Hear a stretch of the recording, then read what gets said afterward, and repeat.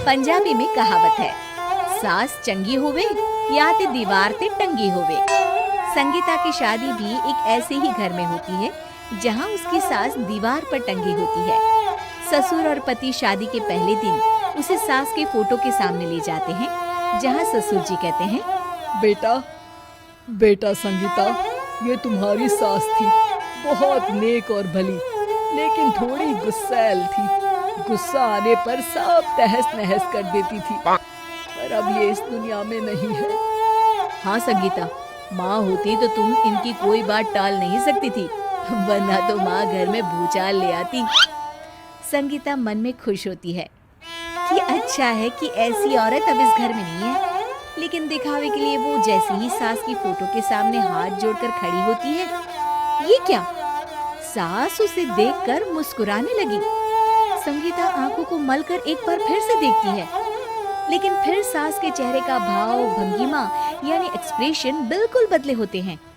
वो अपने पति और ससुर को कहती है, माँ की तस्वीर तो स्माइल कर रही है। ना ना बेटी, ये कैसे संभव है?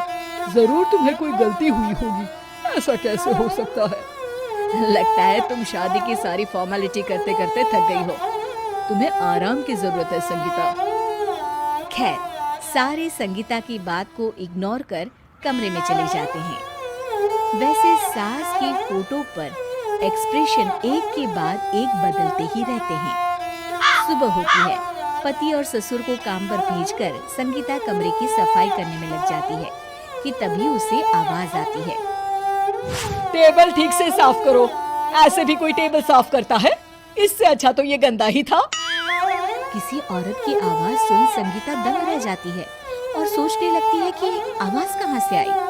आवाज को नजरअंदाज कर वो फिर से अपना काम करना शुरू करती है, लेकिन इस बार तो आवाज बिल्कुल उसके कान के पास से आती है। मेरा घर है ये, जब तक मैं थी चमका कर रखती थी, हर एक चीज शीशे की तरह थी।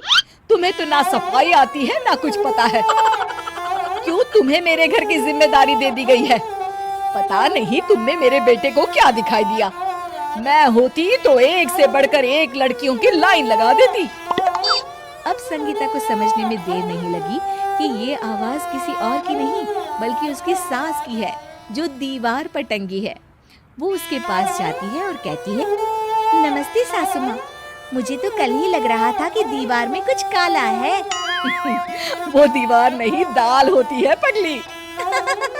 सही पकड़े हैं सासू माँ।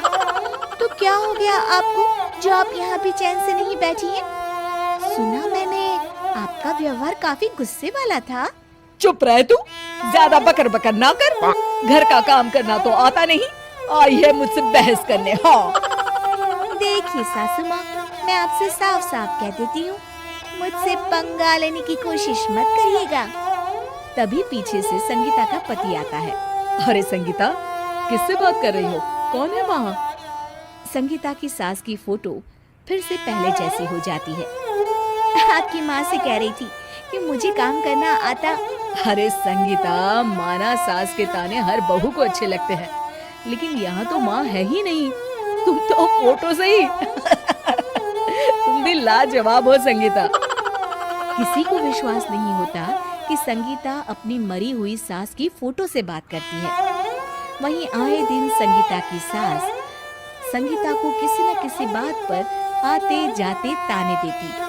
संगीता को भी अब सास के तानों और उनसे बात करने की आदत हो गई। वो कभी खानदान की कहानी तो कभी तीज त्योहार कैसे मनाए या किसी व्यंजन की रेसिपी सास से ही पूछती। सारा दिन घर में अकेली संगीता की सास अब उसके लिए तानों के साथ पक्की साथी की तरह भी रहने लगी थी, जो किसी और को नहीं बल्कि संगीता को ही सुनाई देती। तो देखा आपने, सास बहू का रिश्ता हर रिश्ते से ऊपर होता है, फिर चाहे वो